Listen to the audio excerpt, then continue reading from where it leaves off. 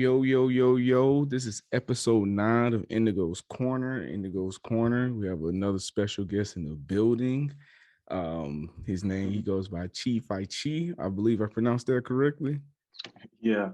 Okay, funny story. The first time I think I ever met you was I think it was in the Vista. It was a pop-up shop. And I read your name and I saw it. And I was like, I don't want to fuck this up. So I'm gonna wait for somebody else to say his name and then I'm gonna say it. And the entire night, nobody said your name. So I Yeah, did like not know how to pronounce it. people either call me by my like social media handle Chifyechi or Chi, which is a shortened version of my full name, which is Chidi Abere. Chidi Abere is my full first name. And then I go by Chidi Abere, Chifyechi, however y'all want to put it, just whatever. I got you. Let's get into your background, man. Where you from? Well, my parents are from Nigeria, Owerri, Nigeria. I was born in Denver, Colorado, but moved down to South Carolina in '01. So I'm South Carolina, man. That's where I'm from. Columbia, South Carolina, to be exact. The Met. You got any memories of Denver? Shit, barely, man. I was like, how old was I, bro? Like, oh, because like we moved out of Denver when I was about like 3, and then to Augusta, Georgia for like a year, and then to Columbia. But the only thing I remember about Denver, bro, is like there was like this big ass 18-wheeler that had like a playground on the back of it. Shit was crazy. Like I just know we used to go outside and get on that shit. Like it was crazy. That's about it. Have you ever been to Nigeria? Where your parents from?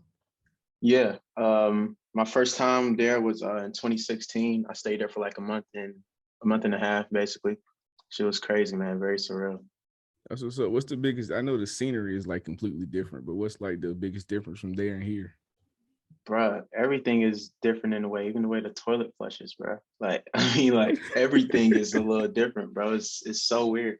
But shit, man, really, I don't know, man. Like the part of Nigeria that I was staying in looked a lot like LA. Like people may like think like Nigeria is just like, I don't know, bro. Like you drive by, you might see a line or some shit, but nah, bro. It's like, I mean, like the roads are paved, everything like billboards.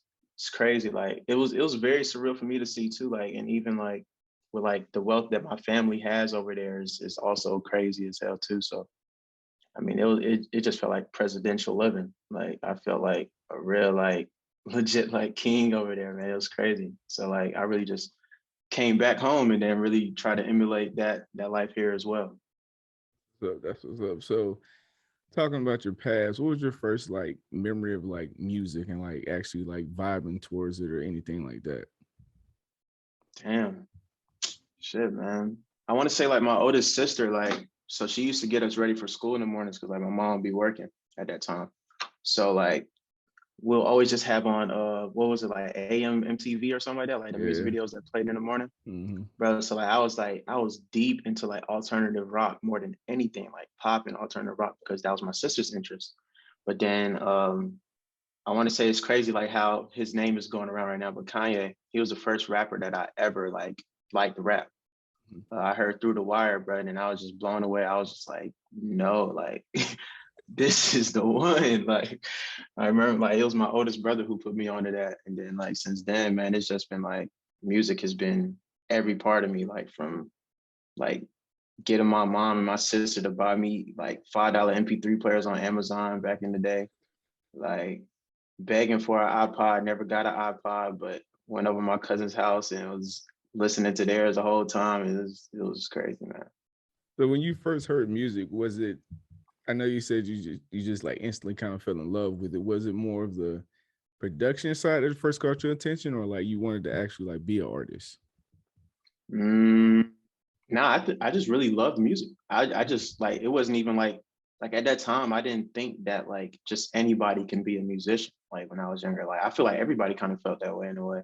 Yeah. So like it was kind of rare for somebody that you know to be making music. But shit, I was really on some shit like I just really loved like everything about it from the music videos. I think that's what really drew me into it was music videos going with music.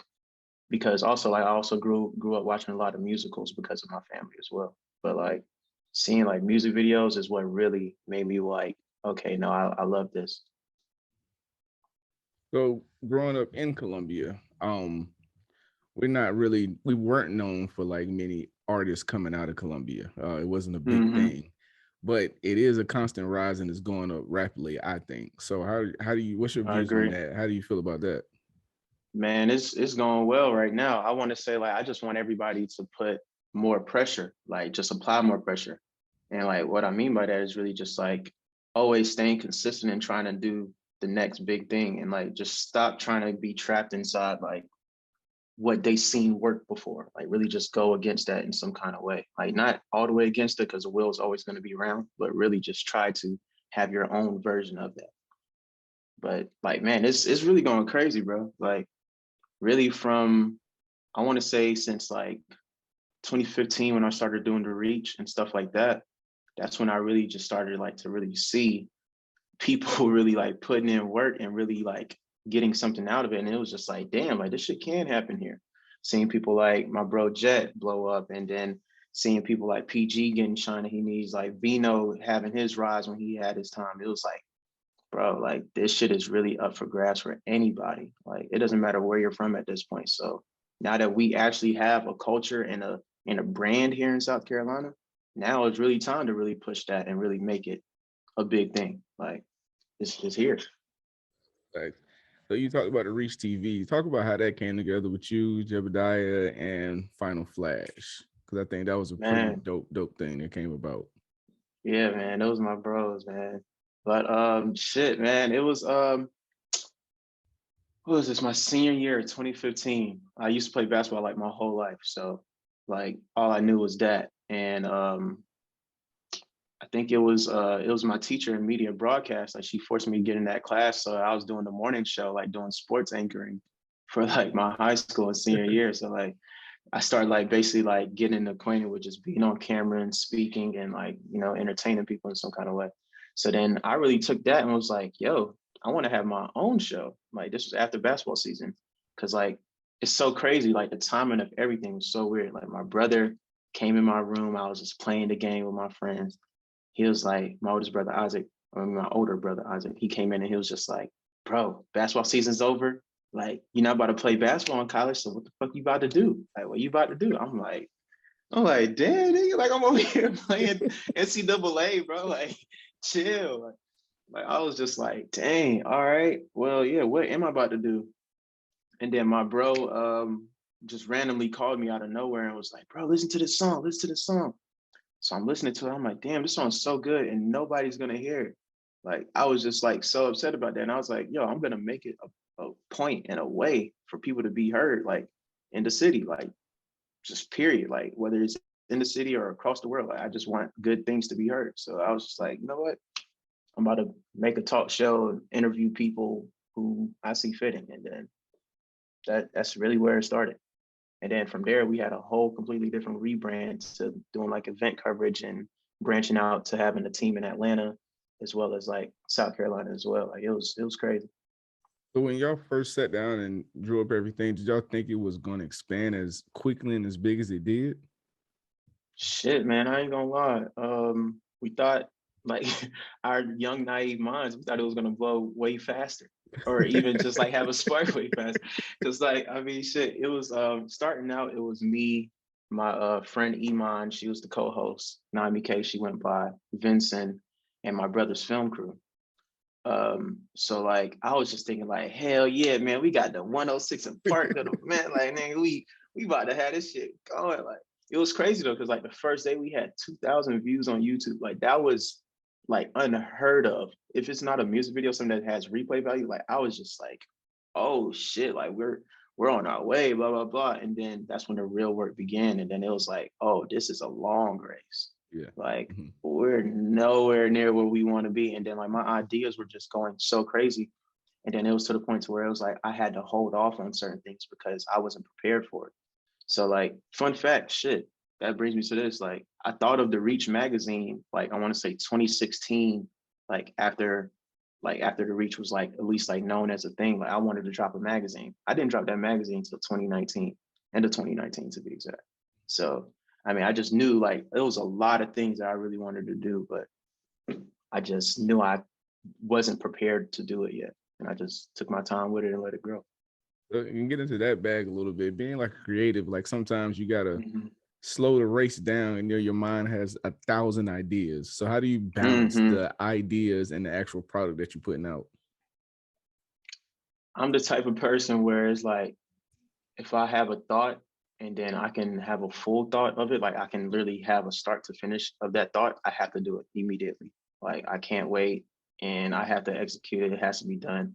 And I think that's one thing that like everybody who works with me and around me like always tells me, because it's like they'll have an idea and then it's like, oh, I love that idea. And then I'll go off and like I'll finish it. And then like a few moments later, like, dang man, I don't even know if we should go. I'm like, hell no, nigga, we about to go with this idea. It's gonna work. It happens so many times though. But it's like, as a creative, bro, like if you ever do have any idea, you have to at least try it before you scratch it off. Like, don't scratch it off. Like you had that idea for a reason. It was a good idea when you thought it. So once it's a finished thought, trust me, it's gonna be a good idea still. So what is your thinking space? Like what's the ideal space for you to sit down, map something out, make a plan? What are you well, I guess what are your spot to get in? Mm, I don't know, man. Like lately I just moved into this apartment. Like you see this fucking TV on the floor shit. But like I just moved into my apartment and I have an office in here now. Like so before it used to just be my bedroom with like a desk in the corner and I would just be like working from there. But like majority of my ideas, man, is weird as fuck, bro. I just be thinking of them either in the shower or on the toilet, bro. Like those my two thrones, man. Like literally, I bring my phone in the shower with me because of how much shit I think about in the shower. It's so crazy, but yeah, those are my ideal thinking places. Other than that, man, it's just like I just come up with it wherever I'm at. It doesn't really matter. Like, but a place that I like to sit and think is definitely the shower or the toilet, bro. Those are my favorite offices. So now you've branched out. You're your own brand. You're Chifyechi. That's you. Where did the idea from? I see on your website with the different letters, like the cartoon graphic of the letters. I think it's just dope. I think it's like my childhood, but in adult form. So like, how did that come about? Um, shit, one day I was just trying to get a logo for myself because working with Vino, man, like I love that dude to death, bro. But like working with Vino, man, it was like he really challenged me to really become more of me because he was just so of him, like he was so him. I was just like, damn, bro, this young nigga is like, he's all the way him. Like I feel like I was being so much of other people that I wasn't really all the way me. So then I was like, all right, bet. I need to start branding myself as something as well, not just me being out here. You know what I'm saying? So shit, like one day I was just like, damn, I need a logo. And then I drew that C, like the C that I have. And I was like, oh, this is cool. And then the next day I was like about to just start drawing out my name. I was like, let me do an H and let me do an I. I did the H and the I and I uploaded it. And then somebody was like, yo, are you doing a whole alphabet? And I was like, my nigga, thank you. I'm about to do a whole alphabet and I'm gonna make it a font. Like I'm gonna make this available for everybody to use. So then I literally just went in and then it took me like, I want to say like solid 2 to 3 months to finish the whole font collection. I even had the numbers, but I didn't even release those yet. But I did the whole A through Z and then I don't know, man. It just took off like crazy because I made it available on the website for people to just type in whatever the hell they wanted and everybody was just like typing in their name or whatever, then that's where like the title "Use Your Name" came from. It's really Dope. cool. That's dope. So like you said, as a creative, you grow like from Mm-hmm. 2015 up until now. So now that you like established and you yourself, what does that growth entail? Like what is your brand? What do you represent now? I wouldn't even say that I'm all the way grown yet, but I do appreciate that. But nah, like for sure. So what would I consider that branding, or like what? Well, yeah, what do you represent now? Mm, I feel like I represent like all of me, like even like the the bad things that I didn't really associate myself with at the time too. Like I feel like I'm so comfortable with being me. Like I never felt this comfortable in my life. Like I'm really doing something that I love all the way 100%. Like I was doing this for free for the past year, but now, you know, I'm getting paid for it. So it's like really I'm all the way me now. Like it's not necessarily like I'm focused on what others think. I'm not focused on chasing after others anymore because that's what a lot of journalism is. It's literally chasing something like people, physical people. So like once I got out of that world, bro, it's really just been like about me and my loved ones and my people and like me being able to just focus on that. That's what's up. So And yeah. another thing I didn't get mentioned about, but talk about where you got your dressing inspiration from, because you know you have fits for days. I done seen you in a fit. I'm like, oh, that shit was dope. But like, where does that come from? Shit, man. You talking about like what I'm wearing now or like Just anything. You know, I done seen you can have some crazy fits on. I think some people would be like, nah, yeah. I ain't gonna put that on, but you know, you can pull it off. So hey, where did that come from?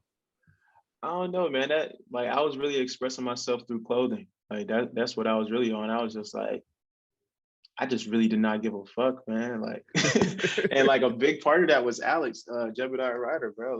Like that dude and Vincent, Little Final Flash, like they really like influenced my fashion a lot. Like and now like the type of time I'm on now, like people have been calling this a uniform. I basically been wearing the same combo like every day ever since I want to say like the end of October. So like where I got this inspiration from was really just like Steve Jobs and like people of that sort who or like Stephen Victor, people who really just keep a same uniform like daily. I was just like, I wonder what would that would do for me. So like starting it, I was like confused and then I was like I don't know like how I really want to make this come off to people. Like, are people gonna think I'm dirty or something? Like, people gonna think I'm wearing the same shit.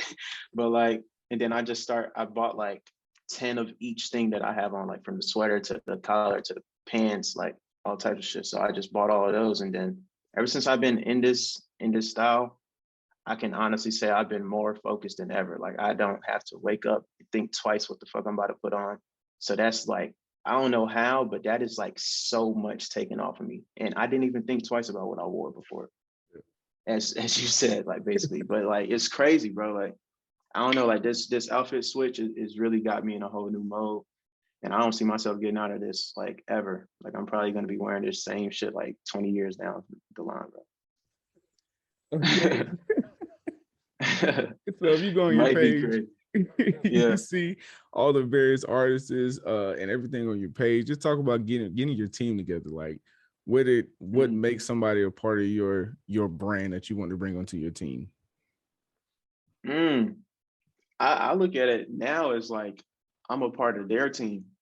Okay. Like so it's really just like I really only associate myself. I know this is cliche as fuck, but like, bro, bosses, like everybody who I work with is their own boss. Like they can handle their own shit by themselves at this point. Like is whether like I help teach them through the things or shit, they already knew it. Like one or the other. Like everybody who I'm associated with from Highway to T-Law to XJ, like those three guys, bro, like you can put them on the island and everything that you've seen them do, they can do all by themselves, like all over again. So like I really just like pride myself on being with people who are certain of who they are and shit, man, just really want to win and genuine people. Like those three guys are like literally like my family. Like I only known them for as long as I've been an adult. So it's like, no, like these dudes are like legit my family. Like none of them I grew up with my whole life.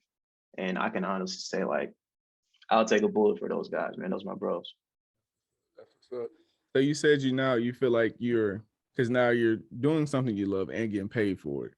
So just talk Mm-hmm. about it as being like an adult and finally not being stuck in the 9 to 5 trap, like actually Mm-hmm. branching out of that. Talk about the experience doing that. Mm-hmm. Shit, I would say like my journey is pretty different than like I want to say the average creative because I only literally worked two jobs in my whole life, and both of those were well, what years were that? Freshman year in college and sophomore year in college. Um, my freshman year in college, I worked at Best Buy, and I was selling the appliances and shit like fridges and washing machines and shit. And then my second job was at Coca-Cola factory where I was just like doing crates. But man, it's really just like with those jobs, bro, it really taught me that that isn't what I wanted to do to supply like what I'm doing. So I was like, I really looked at it like basketball because I grew up like playing basketball my whole life. So I looked at it like, okay, if I'm literally like me going to work and doing a 9 to 5 to supply my dreams is basically like me just watching film and gaining knowledge and never even playing, picking up a ball. It's like it's helping me, but it's not helping me the most it can help me. So I was really just like, you know what? I'm about to sacrifice. I'll be broke. Like niggas probably thought I was having like this whole fucking time. Like my nigga, like it's not like I was struggling, but it was like, I mean, shit. I had my days too. Yeah. but like it was really just like, bro, I took that sacrifice of being broke. Like and like thank you God for the family that I have, like my mom and even my girlfriend from just like helping support me throughout the whole process. And now it's like, okay, I get to really get to work because I know that they got me. And it was crazy, bro. Like literally, like from my girlfriend basically giving like not literally handing me the whole checks, but it's like she's literally paying for food for us going out, like even getting me gifts sometimes. I'm just like, damn, bro, like she's really allowing me to be what I want to be. Like same with my mom. Like my mom just keeping the roof above my head, like just doing all that, man. It really paid off being a creative because I really got to focus on my craft. So how important do you think it is to have a support system like that? Because your mind's already wrapped around, like you said, 1,000 different ideas. So Mm-hmm. is that I think personally it's a big help taking that off your mental because now you can just fully focus on what you got to get done. Yeah, no, it's the biggest help, bro. Because I can't even say what the fuck would have been going on if I wasn't focused. Mhm. Because like, I mean, even my friends would come around and like, I mean, yeah, they'll all be playing the game in my room. I'll still be on that damn computer, either editing a video, doing something, and then I could turn around, whoop some ass real quick, turn back around, and like get some shit done. But it's like everybody knew like I was focused, and I was probably the only person in that room able to be focused because of my support system. So like I really did not ever take that for granted, like ever. So So are you what type of focus are you? Because I know if I'm focusing on trying to do something, I can. My mhm. girl has told me I'm a little mean sometimes. Like, yo, chill. I need my space. What type of focused are you? Are you a just chill, quiet focus, or you like a dictator when you focus? Oh man, I don't know, man. I would give it a dictator vibes when I'm focused, and I don't even like that word. But it's like I'm very. I know what I want, and I know what I want to see, and I know how I got to get it done. So Mhm. then it's kind of bossy in a way whenever I'm focused. But I want to say the person who deals with that best are the people's like who I work with, like T Law, Highway, XJ. Like they know how I can get, and like they're the like complete opposite. Like when they're focused, they're like quiet, locked in. So it's like the perfect balance. Like I'm that voice, and then they're the hands doing it. Like it's crazy, man. That's dope. That's dope. So, where did you get your director mindset from? Like when you're coming up with the video, like where did that inspiration come from? I don't know. I always used to like if there was like a song that I really liked and it didn't have a music video, I would just be in the car just thinking of how the music video would go in my head. Like dead ass, like word for word, scene by scene. Like I just see like a whole picture whenever I hear music. So I mean, I don't know. It's pretty, I don't even want to call it easy, man, because it's so hard for like for it to actually come to life on picture. But like it's very easy for me to visualize something. Like I think that comes from either watching cartoons or what, I don't know what it comes from, but like I can literally see a whole world whenever I just hear sounds.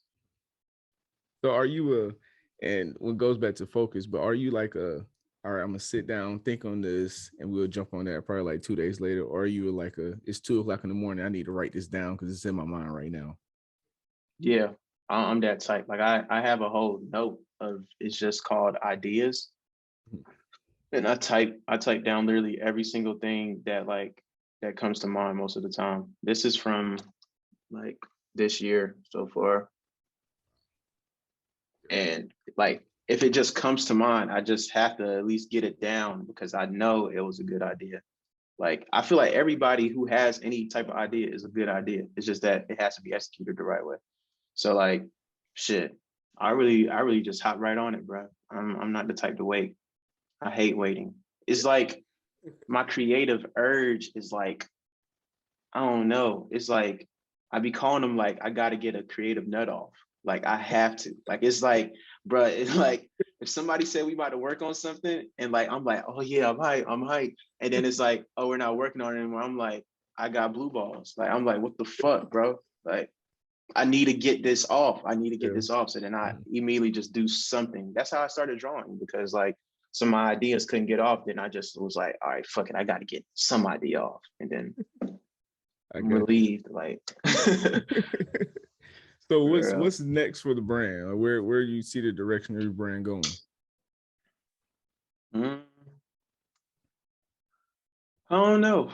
I would say I don't know to the public because I mean, it's literally like that sometimes, bro. Like it's literally just like you don't know where it's gonna go, and then shit. After we get off this call, it might hit me.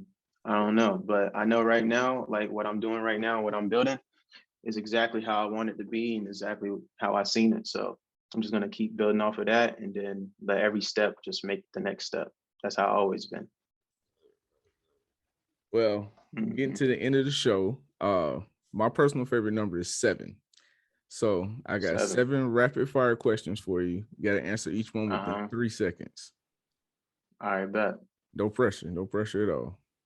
Yeah, no pressure. All right. Ready? Yep. Your favorite current artist? Highway. Your favorite food? Mac and cheese. Your favorite author? Oh, W.D. Du Bois. Okay. Your favorite liquor? Damn.